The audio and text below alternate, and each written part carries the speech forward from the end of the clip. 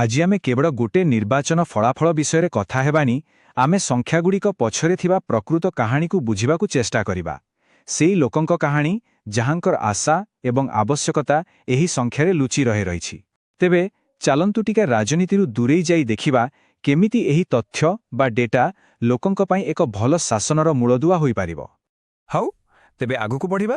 ଆମେ ଏହି ସବୁ ବିଷୟରେ ଆଲୋଚନା କରିବା। ଆଗକୁ ଆମେ ତାଳଚେରର ବାସ୍ତବ ସ୍ଥିତିକୁ ଗଭୀର ଭାବେ ବୁଝିବା ଆଉ ଶେଷରେ ଏକ ସ୍ପଷ୍ଟ କାର୍ଯ୍ୟ ଯୋଜନା ବିଷୟରେ କହିବା। ଆମ କାମର ମୂଳ ଉଦ୍ଦେଶ୍ୟ ହେଲା ରାଜନୀତିର ଊର୍ଦ୍ଧ୍ୱରେ ଆମେ ବିଶ୍ୱାସ କରୁ ଯେ ଡାଟା କେବଳ ନମ୍ବର ନୁହେଁ, ଏହା ହେଉଛି ଲୋକଙ୍କ ସ୍ୱର, ଆଉ ଏହି ସ୍ୱରକୁ ଶୁଣି ଲୋକକେନ୍ଦ୍ରିକ ଶାସନ ଗଢ଼ିବା ହିଁ ପ୍ରକୃତ ସେବା। ତେବେ ଆମର ଏହି ବିଶ୍ଳେଷଣର କେନ୍ଦ୍ରବିନ୍ଦୁ ହେଉଛି ତାଳଚେର, ଓଡ଼ିଶାର ଏକ ଗୁରୁତ୍ୱପୂର୍ଣ୍ଣ ସ୍ଥାନ। ଦେଖିବାକୁ ଗଲେ ଏହା ମାନଚିତ୍ରରେ ଗୋଟେ ଛୋଟ ଜାଗା ହୋଇପାରେ, କିନ୍ତୁ ଆମ ପାଇଁ ଏହା ଏକ ଜୀବନ୍ତ କାହାଣୀ, ଯେଉଁଠି ପ୍ରତିଟି ତଥ୍ୟ ଲୋକଙ୍କ ଜୀବନର କଥା କୁହେ। ଆଗକୁ ଯିବା ପୂର୍ବରୁ ତାଳଚେରର ମାଟିକୁ, ସେଠାକାର ଲୋକଙ୍କୁ ଆଉ ତାଙ୍କ ଅର୍ଥନୀତିକୁ ଟିକେ ଭଲ ଭାବେ ବୁଝିବା ନିହାତି ଦରକାର। ତାଳଚେରକୁ କୋଇଲା ଆଉ ଶିଳ୍ପର ସହର ବୋଲି କୁହାଯାଏ। ନାଲ୍କୋ, ଏନ୍ଟିପିସି ପରି ବଡ଼ ବଡ଼ କମ୍ପାନୀ ଏଠି ଅଛି। ଏହା ଲୋକଙ୍କୁ ରୋଜଗାର ଦିଏ ସତ, କିନ୍ତୁ ଏହା ସାଙ୍ଗରେ ଆଣେ ଅନେକ ଚିନ୍ତା। ଚାକିରି ରହିବ କି ନାହିଁ, ଆମ ପିଲାଙ୍କ ଭବିଷ୍ୟତ କ'ଣ ହେବ? ଏହି ପ୍ରଶ୍ନଗୁଡ଼ିକ ତାଳଚେରର ପବନରେ ସବୁବେଳେ ଘୂରି ବୁଲୁଥାଏ। ଆଉ ତାପରେ 2009ରେ ଆସିଲା ଏକ ବଡ଼ ପରିବର୍ତ୍ତନ, ଯେତେବେଳେ ତାଳଚେର ଆସନ ଏସ୍ସି ସଂରକ୍ଷିତରୁ ସାଧାରଣ ବର୍ଗକୁ ଆସିଲା। ଏହା କେବଳ ଗୋଟେ ନିୟମର ପରିବର୍ତ୍ତନ ନଥିଲା, ଏହା ତାଳଚେରର ରାଜନୈତିକ ସମୀକରଣକୁ ସମ୍ପୂର୍ଣ୍ଣ ଭାବରେ ବଦଳାଇ ଦେଲା। ଏଠାରେ ଗୋଟିଏ କଥା ମନେ ରଖିବା ଜରୁରୀ, ସମ୍ବିଧାନ ସମସ୍ତଙ୍କୁ ସମ୍ମାନର ସହ ବଞ୍ଚିବାର ଅଧିକାର ଦେଇଛି, ଆଉ ଏହି ସମ୍ମାନ ଲୋକଙ୍କ ସମସ୍ୟାକୁ ବୁଝିବା ଏବଂ ତାର ସମାଧାନ କରିବାରେ ହିଁ ଦେଖାଯାଏ। ଜଣେ ନାଗରିକର ଗୋପନୀୟତା ଏବଂ ସେମାନଙ୍କ ତଥ୍ୟର ସୁରକ୍ଷା ମଧ୍ୟ ସେହି ସମ୍ମାନର ଏକ ଅଂଶ।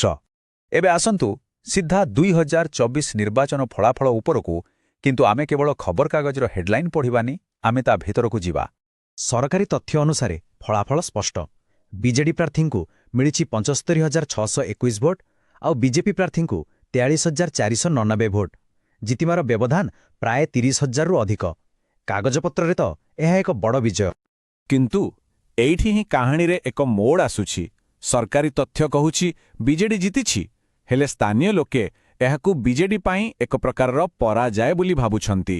ଗୋଟିଏ ନିର୍ବାଚନ, କିନ୍ତୁ ଦୁଇଟି ସମ୍ପୂର୍ଣ୍ଣ ଅଲଗା କାହାଣୀ। ଏମିତି କାହିଁକି? ଏହି ଦ୍ୱନ୍ଦ୍ୱକୁ ବୁଝିବା ପାଇଁ ପ୍ରଥମ ସଂକେତ ମିଳେ ଭୋଟର ଟର୍ଣ୍ଣଆଉଟ୍ ବା ମତଦାନ ହାରରୁ। ଦେଖନ୍ତୁ, 2014ରେ ଯେଉଁଠି ପ୍ରାୟ 83% ଲୋକ ଭୋଟ ଦେଇଥିଲେ, 2024ରେ ତାହା କମିଯାଇ 68% ହୋଇଯାଇଛି। ଏତେ ବଡ଼ ହ୍ରାସ ଏହା ସୂଚାଉଛି ଯେ ବହୁତ ଲୋକ କୌଣସି କାରଣରୁ ମତଦାନରୁ ଦୂରେଇ ରହିଲେ। ଏହା ଏକ ପ୍ରକାର ନୀରବ ପ୍ରତିବାଦ। ଏବେ ଟିକେ ଜୁମ୍ ଆଉଟ୍ କରି ଦେଖିବା। ତାଳଚେର ବିଧାନସଭା ଆସନଟି ଢେଙ୍କାନାଳ ଲୋକସଭା ଆସନର ଅଂଶ, ଆଉ 2024ରେ ସେହି ପୁରା ଲୋକସଭା ଆସନଟି ବିଜେପି ଜିତିଲା। ଏହାର ଅର୍ଥ ହେଉଛି ତାଳଚେରରେ ଯାହା ଘଟୁଥିଲା ତାହା କିଛି ଏକାକୀ ଘଟଣା ନଥିଲା। ଏହା ଏକ ବଡ଼ ରାଜନୈତିକ ପବନର ଅଂଶ ଥିଲା, ଯାହା ପୁରା ଅଞ୍ଚଳରେ ବହୁଥିଲା। କୌଣସି ବି ଜାଗାର ବର୍ତ୍ତମାନକୁ ବୁଝିବାକୁ ହେଲେ ତାର ଇତିହାସକୁ ଜାଣିବା ନିହାତି ଜରୁରୀ। ତେଣୁ ଆସନ୍ତୁ ଗତ କିଛି ନିର୍ବାଚନର ତଥ୍ୟ ଉପରେ ନଜର ପକାଇବା। ଏହି ସଂଖ୍ୟାଗୁଡ଼ିକ ନିଜେ ହିଁ ଗୋଟେ କାହାଣୀ କହୁଛି। 2004ରେ ଦେଖନ୍ତୁ, ବିଜେପିର ଭୋଟ ପ୍ରାୟ 46%। ତାପରେ 2009ରେ ଆସନ ସାଧାରଣ ହେଲା ପରେ ବିଜେଡିର ପ୍ରବେଶ ହେଲା, ଆଉ ଧୀରେ ଧୀରେ ଦଳର ଭୋଟ ବଢ଼ି ଚାଲିଲା। 2014ରେ 47%, 2019ରେ ପ୍ରାୟ 55%। କିନ୍ତୁ ବିଜେପିର ଭୋଟ ପ୍ରତିଶତ ପ୍ରାୟ 35-36% ପାଖାପାଖି ସ୍ଥିର ରହିଛି। ଏଥିରୁ କ'ଣ ଜଣାପଡ଼ୁଛି? ଜଣାପଡ଼ୁଛି ଯେ ବିଜେପିର ଏକ ନିର୍ଦ୍ଦିଷ୍ଟ ସମର୍ଥକ ଗୋଷ୍ଠୀ ସବୁବେଳେ ରହିଆସିଛନ୍ତି। ତେବେ ବିଜେଡିର ସ୍ଥିତିକୁ ଯଦି ଆମେ ବିଶ୍ଳେଷଣ କରିବା, ତାଙ୍କର ଶକ୍ତି ଥିଲା ଲୋକପ୍ରିୟ ଯୋଜନା ଆଉ ସରକାରୀ ତନ୍ତ୍ର, କିନ୍ତୁ ଦୁର୍ବଳତା ଥିଲା ଲୋକଙ୍କ ଅଭିଯୋଗକୁ ଶୀଘ୍ର ସମାଧାନ ନ କରିବା।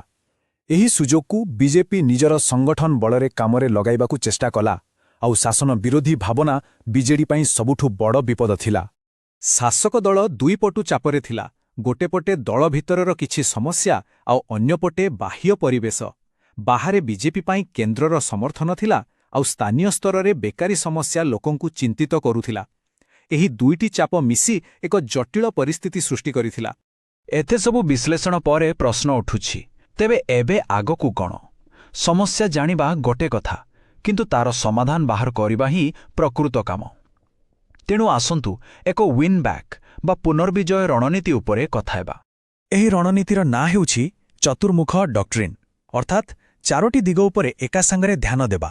ପ୍ରଥମେ ଅନୁସୂଚିତ ଜାତି ଓ ଜନଜାତିଙ୍କ ପାଇଁ ସାମାଜିକ ନ୍ୟାୟ, ଦ୍ୱିତୀୟରେ ଶିଳ୍ପ ଓ ଖଣି ଶ୍ରମିକଙ୍କ ଦାବି, ତୃତୀୟରେ ରାସ୍ତା, ବିଜୁଳି, ସ୍ୱାସ୍ଥ୍ୟ ଭଳି ମୌଳିକ ସେବା, ଆଉ ଚତୁର୍ଥରେ ଯୁବକ ଓ ମହିଳାଙ୍କ ପାଇଁ ସ୍ୱତନ୍ତ୍ର କାର୍ଯ୍ୟକ୍ରମ। ଏହି ଚାରୋଟି ସ୍ତମ୍ଭ ଉପରେ କାମ କରିବାକୁ ହେବ। କିନ୍ତୁ କେବଳ ଯୋଜନା କଲେ ହେବନି, ତାକୁ ସଠିକ୍ ସମୟରେ କାର୍ଯ୍ୟକାରୀ କରିବାକୁ ପଡ଼ିବ।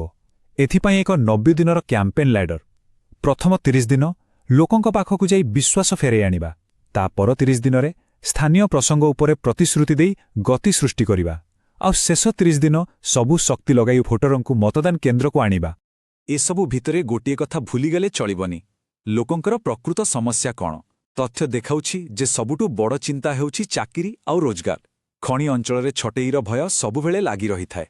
ତାପରେ ଆସୁଛି ରାସ୍ତାଘାଟ, ବିଜୁଳି ଭଳି ଭିତ୍ତିଭୂମିର ସମସ୍ୟା। ଯେକୌଣସି ରଣନୀତି ଏହି ମୂଳ ସମସ୍ୟାଗୁଡ଼ିକୁ ଉପରେ କେନ୍ଦ୍ରିତ ହେବା ଉଚିତ। ଏବେ ଆମେ ଆମ ଆଲୋଚନାର ଶେଷ ପର୍ଯ୍ୟାୟରେ ଅଛୁ। ତଥ୍ୟର ଆରମ୍ଭ କରି ଆମେ ରଣନୀତି ପର୍ଯ୍ୟନ୍ତ ଆସିଲେ। କିନ୍ତୁ ଏସବୁର ଶେଷ କଥା କ'ଣ? ଶାସନ ପାଇଁ ଏହାର ପ୍ରକୃତ ଅର୍ଥ କ'ଣ? ଆମ ସମ୍ବିଧାନ ଏକ ଉତ୍ତରଦାୟୀ ଶାସନର ପରିକଳ୍ପନା କରେ, ଯେଉଁଠି ଲୋକ ପ୍ରଶ୍ନ ପଚାରିପାରିବେ ଆଉ ନେତା ଉତ୍ତର ଦେବାକୁ ବାଧ୍ୟ। ଏହି ଆଲୋଚନା ଓ ସମାଲୋଚନା ହିଁ ଗଣତନ୍ତ୍ରକୁ ମଜବୁତ କରେ। ତଥ୍ୟର ସଠିକ୍ ବ୍ୟବହାର କରିବା ବେଳେ ଲୋକଙ୍କ ସହମତି ନେବା ଏବଂ ସେମାନଙ୍କର ତଥ୍ୟକୁ ସୁରକ୍ଷିତ ରଖିବା ମଧ୍ୟ ଏକ ଗୁରୁତ୍ୱପୂର୍ଣ୍ଣ ଦାୟିତ୍ୱ। ଏହାର ସମାଧାନ ହେଉଛି କାର୍ଯ୍ୟ ପ୍ରତିଦାନର ଧାରଣା। ଏହାର ଅର୍ଥ ହେଉଛି ପ୍ରତିଶ୍ରୁତିରୁ ପ୍ରଦର୍ଶନ, ଅର୍ଥାତ୍ ଯାହା କହିବେ ତାହା କରି ଦେଖାଇବେ। ନିର୍ବାଚନୀ ଇସ୍ତାହାର କେବଳ କାଗଜପତ୍ର ହୋଇ ରହିବ ନାହିଁ, ତାହା ଏକ ଟ୍ରାକ୍ ରେକର୍ଡରେ ପରିଣତ ହେବ। ଏହା ହିଁ ବିଶ୍ୱାସ ତିଆରି କରିବାର ଏକମାତ୍ର ରାସ୍ତା। ତେବେ ତାଳଚେରରୁ ଆମେ କ'ଣ ଶିଖିଲେ?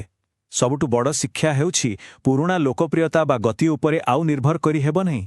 ବର୍ତ୍ତମାନ ସମୟ ହେଉଛି ତଥ୍ୟକୁ ଆଧାର କରି ଲୋକଙ୍କ ସମସ୍ୟାକୁ ବୁଝି ଏକ ସକ୍ରିୟ ରଣନୀତି ତିଆରି କରିବାର। ଶେଷରେ ଗୋଟିଏ ପ୍ରଶ୍ନ। ଆଜିକାଲି ଯେତେବେଳେ ଲୋକଙ୍କ ନିଷ୍ଠା ବଦଳିବାରେ ଲାଗିଛି, ରାଜନୀତିର ପବନ କେତେବେଳେ କୁଆଡ଼େ ବହିବ କେହି କହିପାରୁନାହାନ୍ତି। ସେହି ସମୟରେ କ'ଣ ଏହିପରି ଏକ ତଥ୍ୟ ଆଧାରିତ ଶାସନର ବ୍ଲୁପ୍ରିଣ୍ଟ ହିଁ ସଫଳତାର ଚାବିକାଠି ହେବ? ଯଦି ଆପଣ ଜଣେ ଲୋକକେନ୍ଦ୍ରିକ ନେତା ହେବାକୁ ଚାହାନ୍ତି ଏବଂ ନିଜ ନିର୍ବାଚନ ମଣ୍ଡଳୀର ଉନ୍ନତି କରିବାକୁ ଚାହାନ୍ତି, ତେବେ blueprintstrategies.ai ସହିତ mgr@blueprintstrategies.ai ରେ ସମ୍ପର୍କ କରନ୍ତୁ କିମ୍ବା 08042041602ରେ କଲ୍ କରନ୍ତୁ। ରାଜନୀତିରୁ ଊର୍ଦ୍ଧ୍ୱରେ ଏକ ଉଦ୍ଦେଶ୍ୟ।